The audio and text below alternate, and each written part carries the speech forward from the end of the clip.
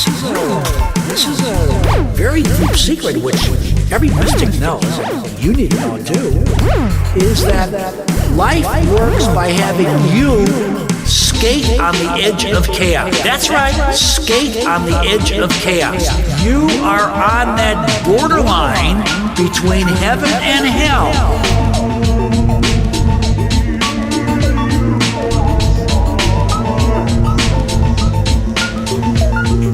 You don't want to go to heaven, and you don't want to go to hell.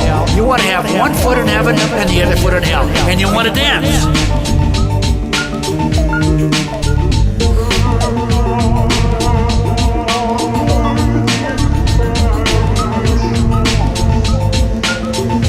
That's how we can explain all of the very weird behavior we find our kids getting into. Like, you know, if you're such a jealous of that little cutie, Lord, don't do away with his cute pants and everything, he should be like doing guy that is wants to. And America is founded on the principle of thou shalt not be bored. And that's how it really works. That's why we are looking for always a new thing. We're always looking for ways to dance on the edge of chaos. Now that you understand that, and all that is telling us something about our nature. It's our nature to dance on the edge of chaos. If there's no chaos, we'll find it. We'll make it.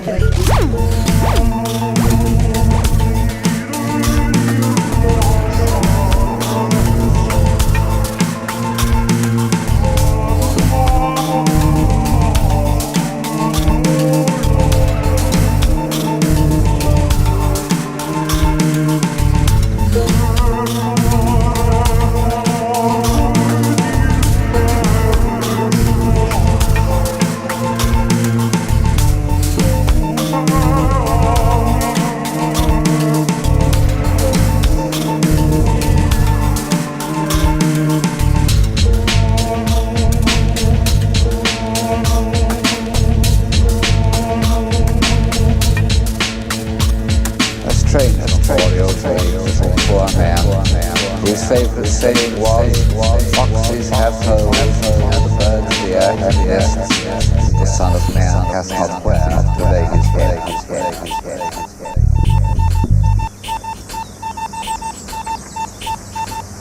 Whoa, oh my God, what's so, you know, whoa. But he begins by beginning, and I think that's very nice. It's Dasein. You know, beings, entities.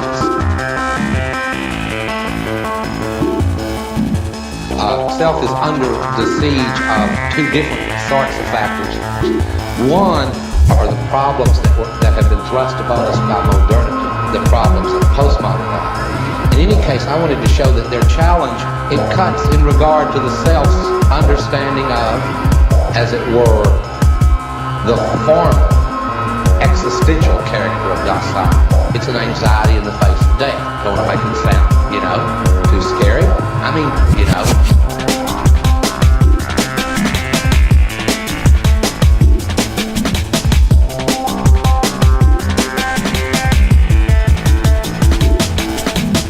But it's a kind of obsession. I mean, it's an obsession with being right all the time.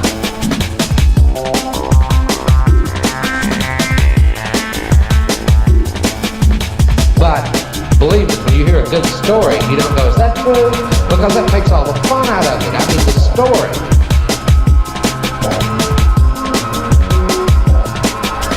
We tend to fill our lives with busyness. We flee into this, flee into that. We fall away from our own best insights about what we should be doing. I mean,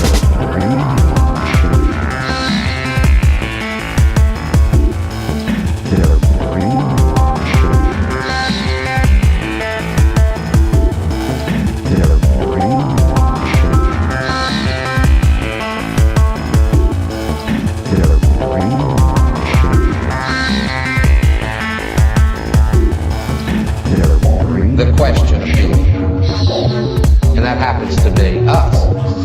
We do that. Why should there be something rather than nothing?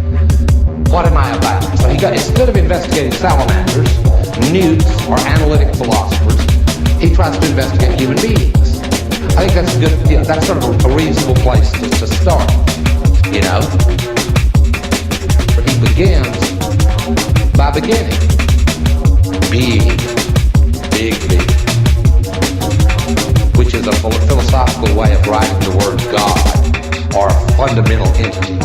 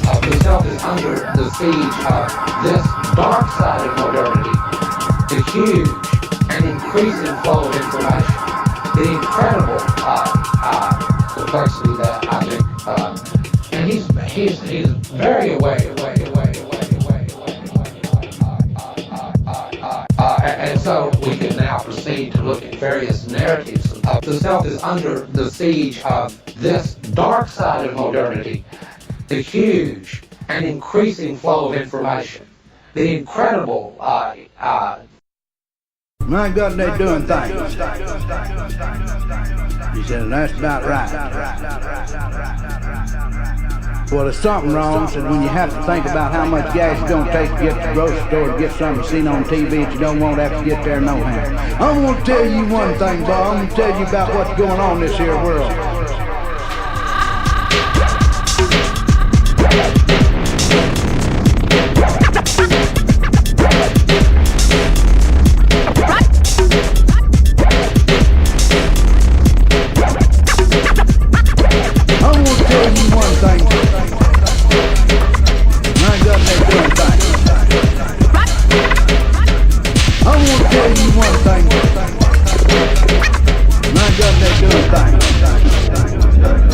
That's weird. Well, there's something wrong. That's not right. Well, there's something wrong. That's not right. This here world. Well, there's something wrong. This here world. Yeah, I don't know what we're gonna do.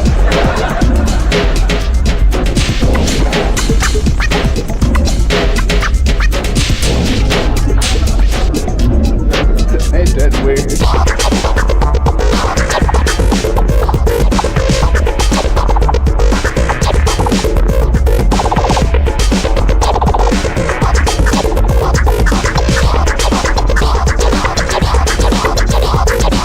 We could all get together and form schools of Hitler.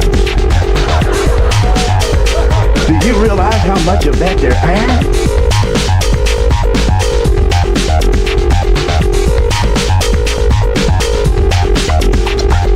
I'm gonna tell you one thing, Bob. I'm gonna tell you about what's going on in this here world.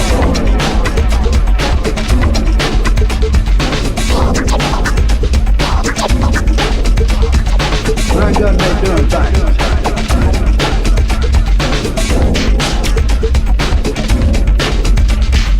I'm gonna tell you one thing, Bob. I'm gonna tell you about what's going on in this here world.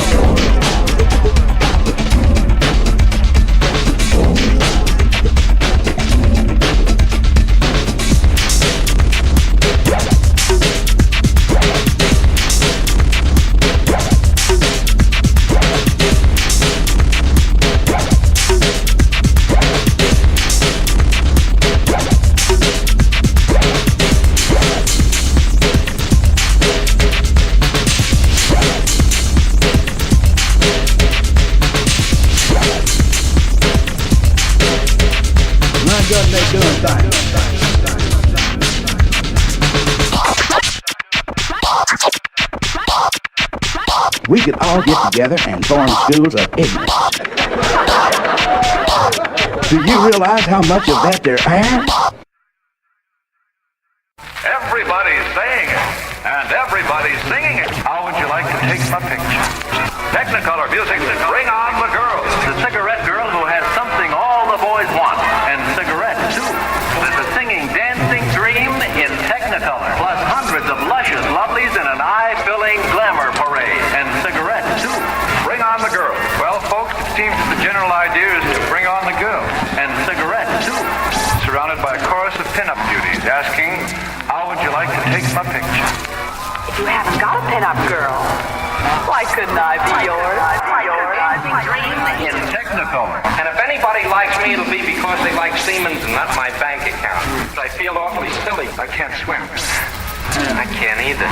Well, I think they left any games in the room. Yep, there we were. Pardon, sir, but do you think this is going to work out all right? What do you mean? Take that cigarette out of your mouth. Sometimes to get the heat on, Jay, I'd have to turn on the heat in another direction. Like this. He lost.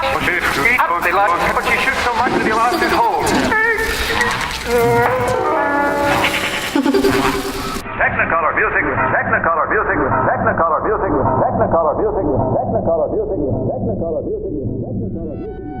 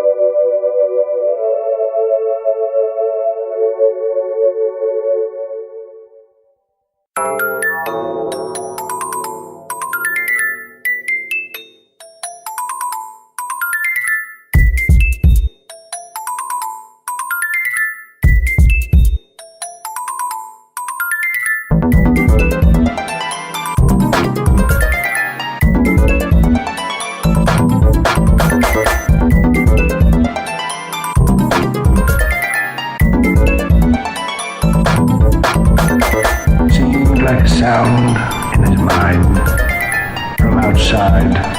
The sun was coming from outside. Seemed like a sound in his mind from outside. The sun was coming from outside. Seemed like a sound in his mind from outside. The sun was coming from outside. Seemed like a sound in his mind from outside. The sun was coming from outside. that scrawny cry from outside. A scrawny cry from outside seemed like a sound in his mind. He knew that he heard it. A bird's cry at daylight of before.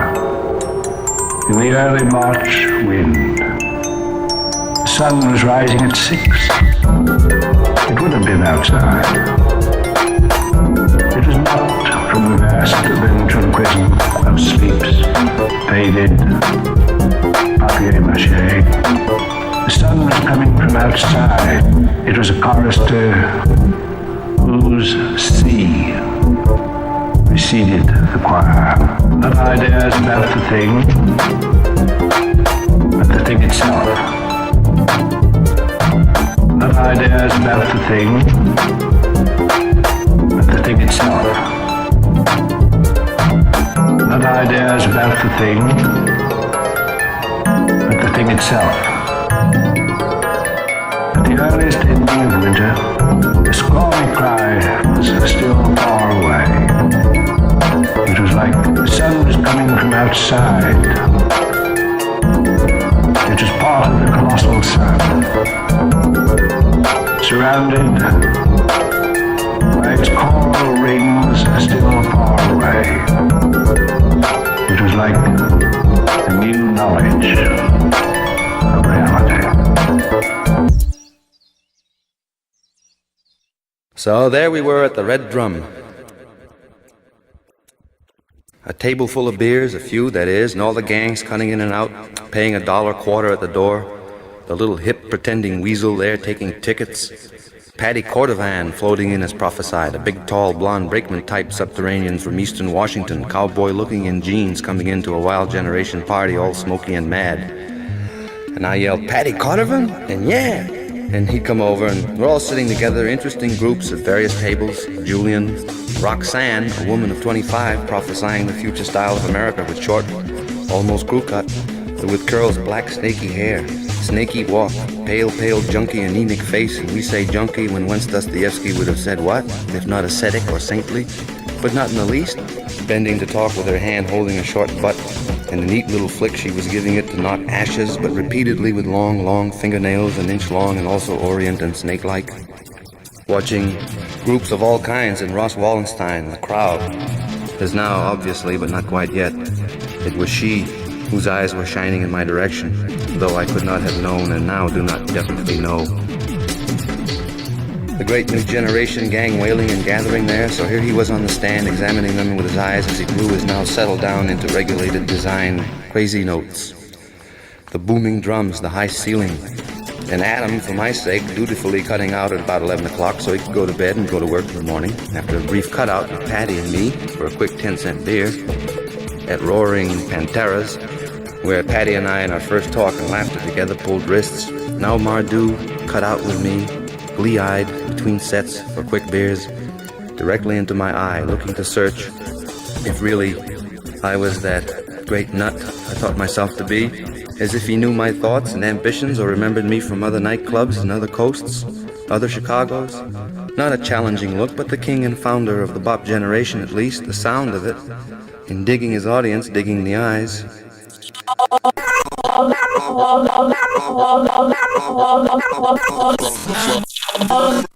He used to have me flipping. He used to have me flipping. Yeah, ready to fuck. He used to have me gang keep me twitching.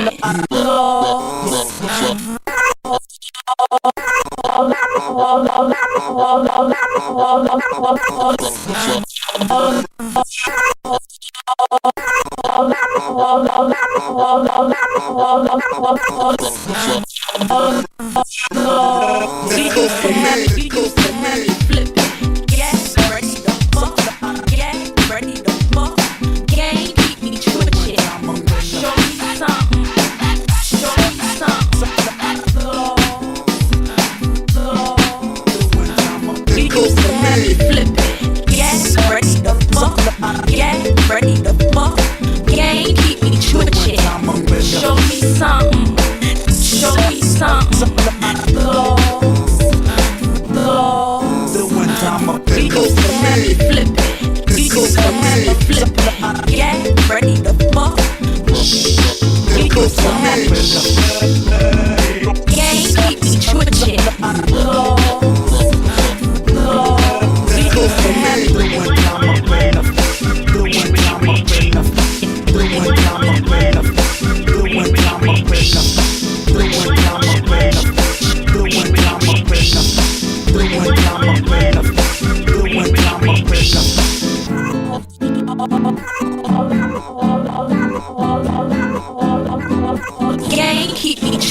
it. Get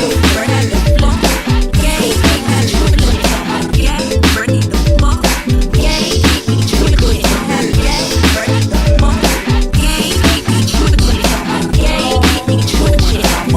Get ready to fuck. Get ready to fuck.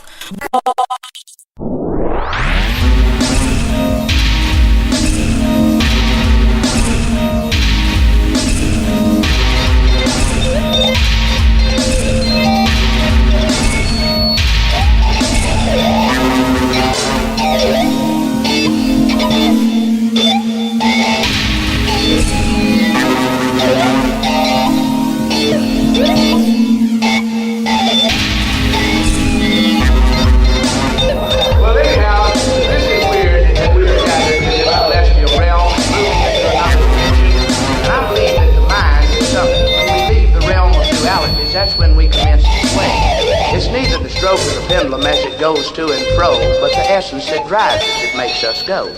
See?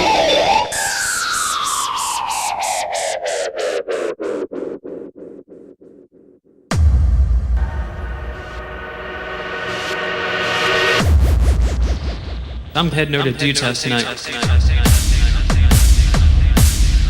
Again. We all weekend we've been at this dude's house. This guy's parents are out of town. It was like last Wednesday. This weekend was so crazy.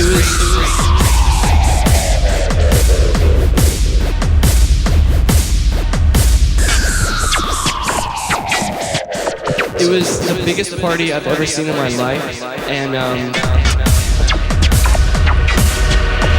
I'm still sore from it. It was so fun. We had such a good time. And then the cops came. Dude, the cops came? Yeah. Did people get busted? Oh boy, did they ever. Oh, so, man. Yeah, I know. It's kind of lame, so no one's going to party anymore. Are you heading back there tonight? No.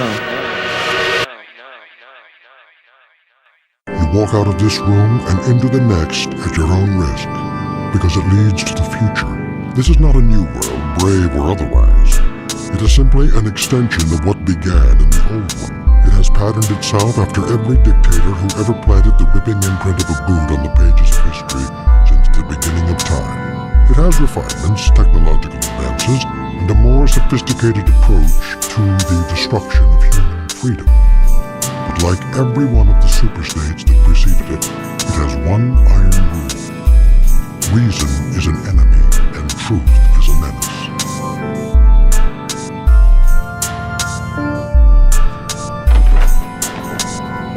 This way. Thank you. You may approach the desk. If you like. You know why you're here? Not entirely, no. Ask him to speak up.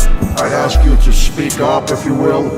In general terms, yes, sir, but I do have a few questions. Your questions will be answered in due course. Now then, you've been under investigation. I have?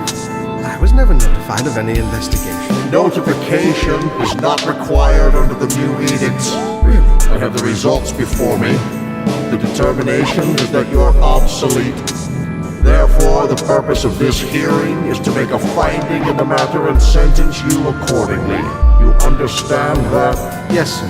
I suppose I do. Your occupation, Mr. Wordsworth? Librarian. A what? A librarian, sir. Has this man had counsel? Yes, sir, he has. Are you sure he knows his rights? He's been given orientation, sir. Now I ask you again, your occupation? I am a librarian. I could liken you to, say, curator of records or historian or data manager, but that's my occupation, my profession. It's an honorable tradition. If you people choose to call it obsolete... Ask him to clarify. Yes, clarify. Request clarification of the term. The term, Mr. Wordsworth, you people. You make reference to the state? I make reference to the state. And you persist in declaring your occupation as being that of a librarian? That is correct, sir. A librarian having to do with books. Yes, books of all types and description. Since there are no more books, Mr. Wordsworth, there is scant need for libraries. Case in point, a priest or minister, he would claim that his function is preaching the word of God. But of course, since there is no God, that would make the function of such a person somewhat academic as well. Academic? Meaning theoretical, without practical function. But there is a God. You're in error. There is no God. You know that. You cannot erase God. This is not a debate. You are obsolete. A lie. No man is obsolete. You have no function. You are an anachronism, a ghost from another time. You're a bug, a crawling insect, an ugly, misshapen little creature that has no purpose here, no meaning. I am a human being, as are you. A human being? Is that what you lay claim to? Yeah, let me see. In other words, we'll all be obsolete. That's the handwriting on the wall. But that's absurd. Oh, what will they do with us? Pay us not to work? I think they have in mind something a bit more efficient. Well, when will I see you? Why, on television, perhaps.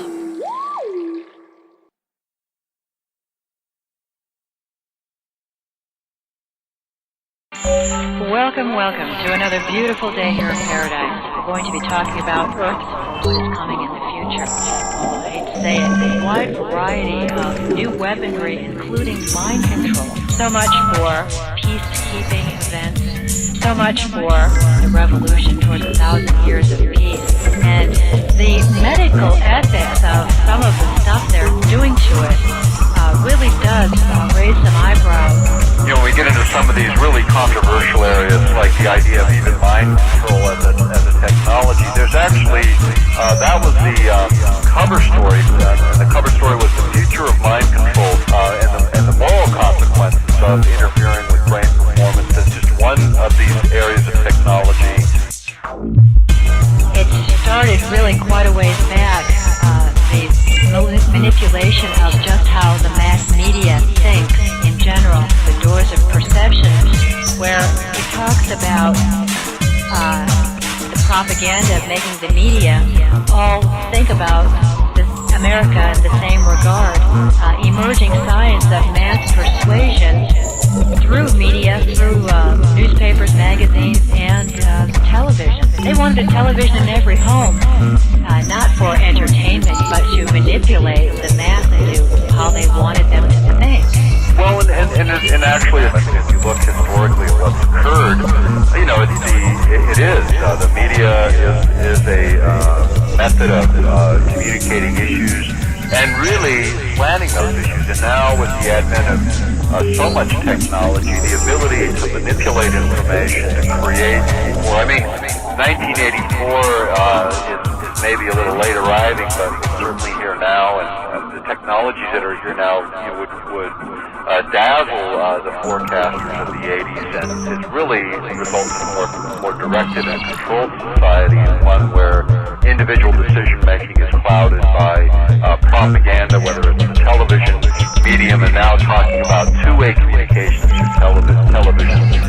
Lots of technology can be delivered through a video stream beyond just the overt messages in terms of just how you manipulate the energy coming across the screen to put a person in a highly suggestive state where the information you absorb is absorbed in a way that is very compelling in terms of behavior after the fact. And that's propaganda, whether it's the television. Just slight different pulses again, either manipulate emotions, bring you to tears, or to euphoria. The flicker rate of the light. In fact, there was a flicker rate of the light. In fact, there was a flicker rate of the light. In fact, there was the flicker rate created not based on the amount of energy coming across, but just the flicker rate. And what the research has shown is by altering that rate, you create a situation where people are highly suggestible, where they really, it's almost like a trance state or a near trance state that can be created by just altering the rate at which the light flickers, where you won't even perceive it consciously, but on a subconscious ontological has a profound effect on brain chemistry and brain activities. It's amazing how that small amount of even frequency can actually change amino acids in their behavior in the biological creature to their Absolutely.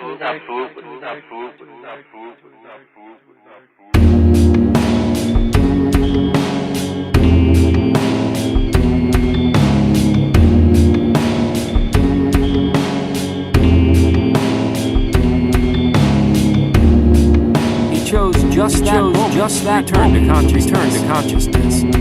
His eyes fluttered a few times, and then stayed open. Oh God!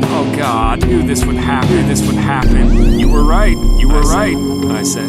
I didn't do it.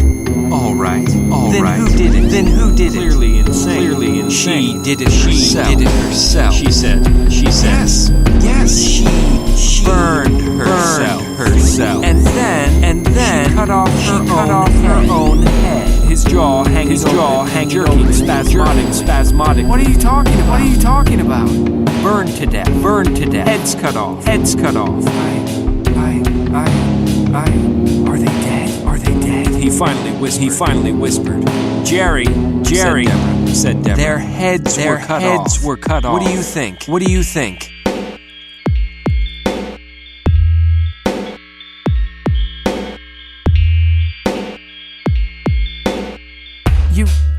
You think I? You can't.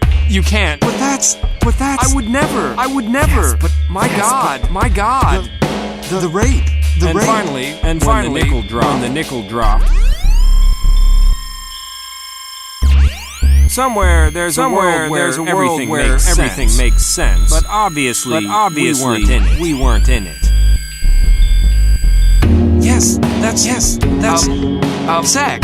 That's when she a pretty girl like that. He gulped, but he didn't look up. What? No. He sputtered. And he sounded almost petulant, flicking his gaze from her to me and back again. I didn't. I'm not really paranoid. I don't believe that I'm surrounded by a mysterious enemy to trap me, torture me, kill me. Of course, I know very well that if I allow my disguise to slip, reveal me for what I am, then this entire society join together for my slow and painful death. But this is not paranoia. This is a calm, clear-headed view of sensus reality. And I'm not frightened by it. I simply try to be careful so it doesn't happen. Somewhere there's a world where everything makes sense. But obviously we weren't in it.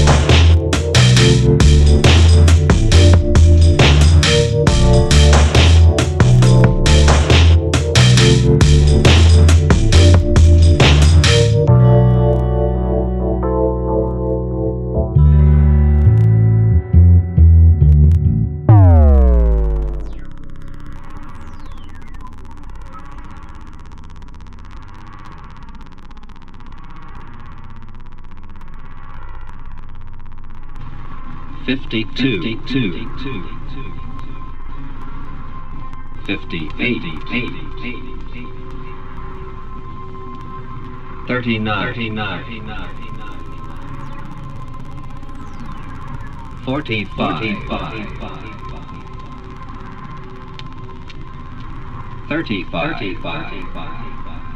comb, fight,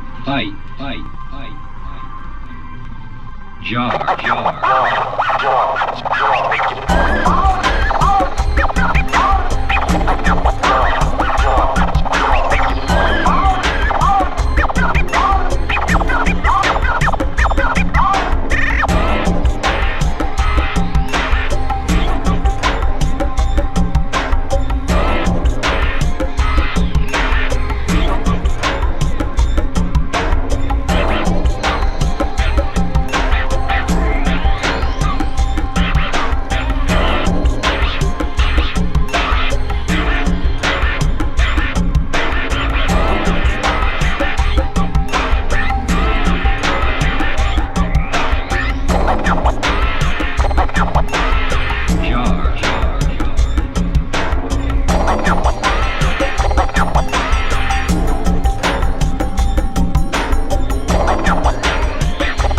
When I am stripped and manacled, nailed securely within a weighted packing case and thrown into the sea, or when I am buried alive under 6 feet of earth, it is necessary to preserve absolute serenity of spirit. I have to work with great delicacy and lightning speed.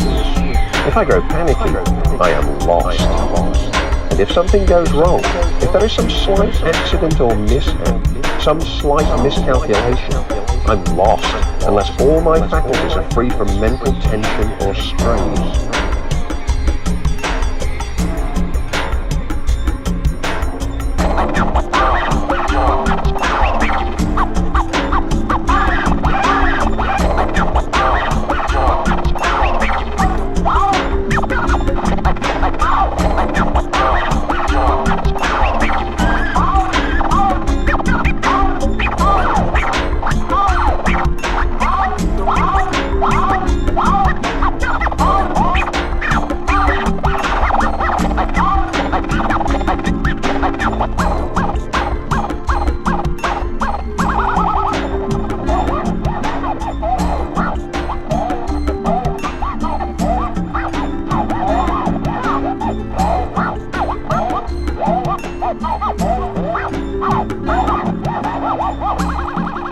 Absolute serenity of spirit. Absolute serenity of spirit. Absolute serenity of spirit. Absolute serenity of spirit.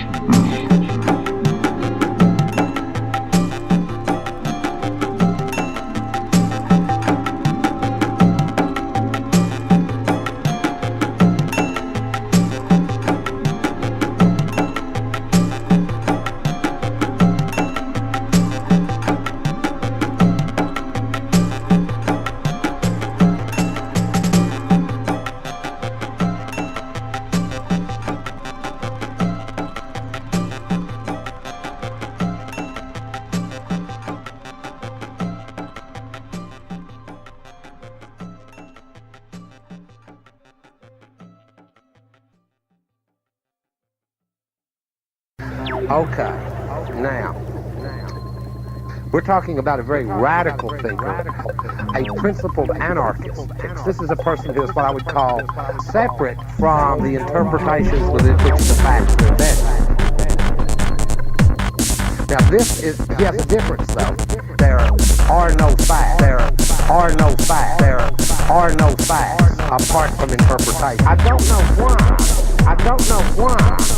I don't know why you don't get surprised. Why? I don't know why you don't get surprised. Why? You do not change it radically and change your mind and change it radically and change your mind and your prejudices. Change it radically and change your mind and your prejudices. In fact, when you do that, that's when you are doing your best work usually.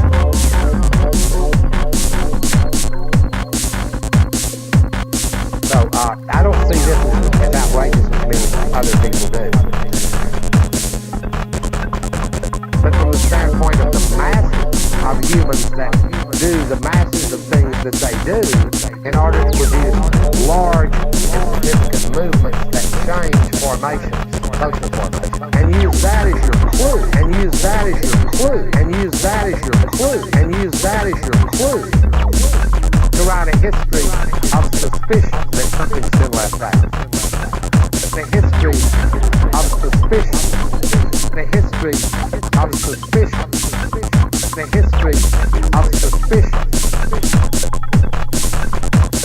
Something's been left out.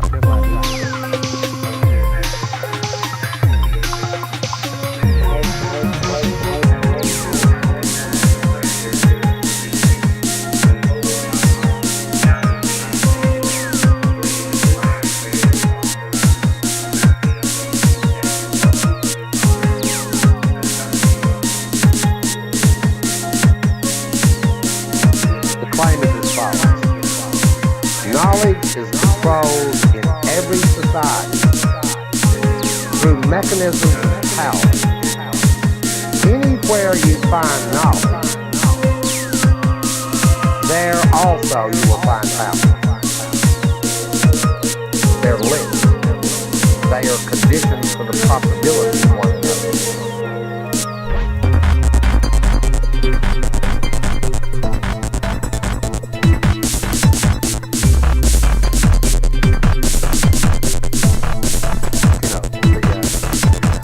The red of the church and the black of the army, the red of the church and the black of the army, the red of the church and the black of the army, something's been left out.